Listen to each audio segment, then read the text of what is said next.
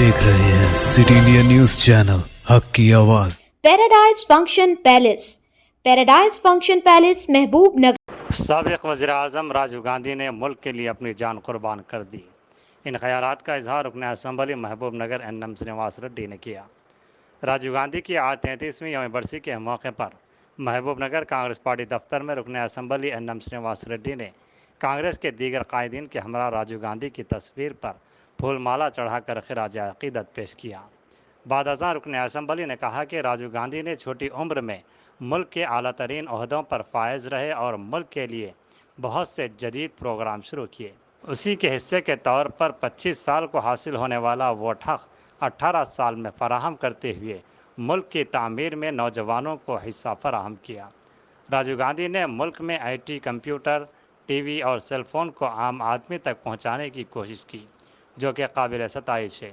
और बिलखसूस टेलीकम्युनिकेशन के शोबों में रेलवे और एयरलाइंस ने तरक्की की है। एन.एम. श्रीनिवास रेड्डी ने कहा कि राजीव गांधी ने अपनी दूरअंदेशी के ज़रिए मुल्क को आगे बढ़ाया है।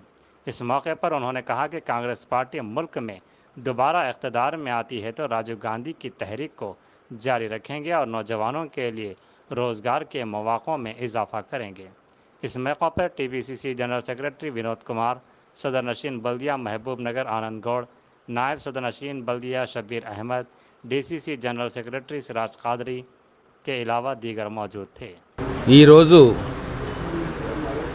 దేశం కోసం రాజీవ్ గాంధీ గారు బలైపోయిన దినం. వారి 33వ వర్ధంతి రోజున కాంగ్రెస్ పార్టీ నాయకులు, కార్యకర్తలు, భారతదేశ ప్రజలు రాజీవ్ గాంధీ గారు దేశ సమగ్రత కోసం చేసిన గొప్ప నిర్ణయాలను మళ్ళొకసారి గుర్తుకు తెచ్చుకుంటా ఉన్నాం. కంప్యూటర్ను భారతదేశంలో విస్తృతంగా ప్రవేశపెట్టి రైల్వేస్లో,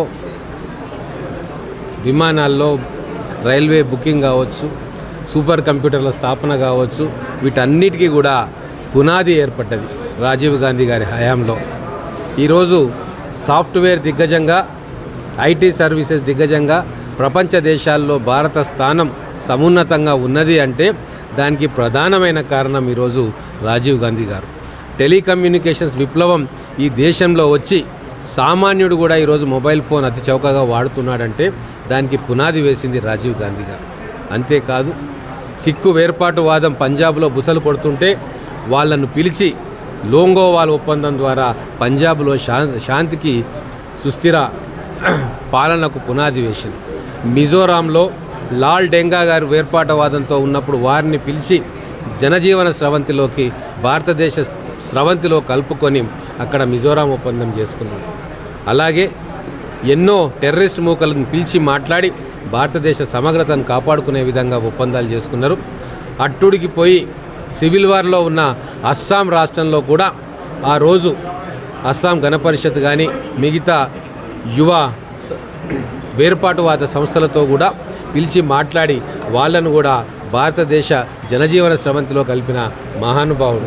అలాగే LTTE తీవ్రవాదం భారతదేశంలో పెను ప్రమాదానికి గురవుతుంది అని తెలిసి వాళ్ళను పిలిచి ఒప్పించి వాళ్ళతోటి శాంతి ఒప్పందం కుదుర్చుకున్న మహానుభావుడు. కానీ భారతదేశ అఖండతను కాపాడుతున్న రాజీవ్ గాంధీ గారిని చూసి ఓర్వలేక ప్రపంచ దేశాల్లోనే ఈయన నెంబర్ 1 నాయకుడిగా ఎదుగుతున్నాడు అని చెప్పి కొన్ని విదేశీ శక్తులు దేశీయ శక్తులతో కలిపి కుట్ర చేసి ఆ మహానాయకుడిని ఆదిలోనే అంతం చేసే ఒక అంతర్జాతీయ కుట్రలో భాగంగా దేశం కోసం బలైపోయిన రాజీవ్ గాంధీ గారు 33 సంవత్సరాల తర్వాత కూడా ఈరోజు దేశం వారు చేసిన సేవలను గుర్తించుకొని ఘనంగా నివాళి అర్పిస్తూ ఉంది. రాజీవ్ గాంధీ గారు చూపిన బాటలోనే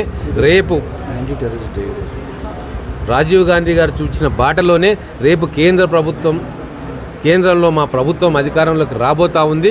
ఖచ్చితంగా వారు చూపిన బాటలోనే కాంగ్రెస్ ప్రభుత్వం కానీ, కాంగ్రెస్ నేతృత్వంలో ఉన్న ఇండియా అలయన్స్ ప్రభుత్వం కానీ నడుస్తుంది.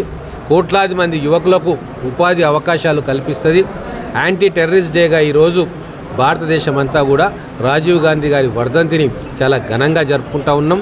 కోట్లాది మంది యువకులకు రాజీవ్ గాంధీ గారు స్ఫూర్తి. 21 సంవత్సరాలు ఉన్న ఓటింగ్ హక్కును 18 సంవత్సరాలకు తీసుకొచ్చి ఒక గొప్ప ప్రపంచంలో ఎవరూ చేయలేని ఒక గొప్ప ప్రయోగాన్ని భారతీయ యువతరం కోసం రాజీవ్ గాంధీ చేశారు. కాబట్టి యువతరానికి అంతటికీ కూడా రాజీవ్ గాంధీ గారి ఆదర్శం.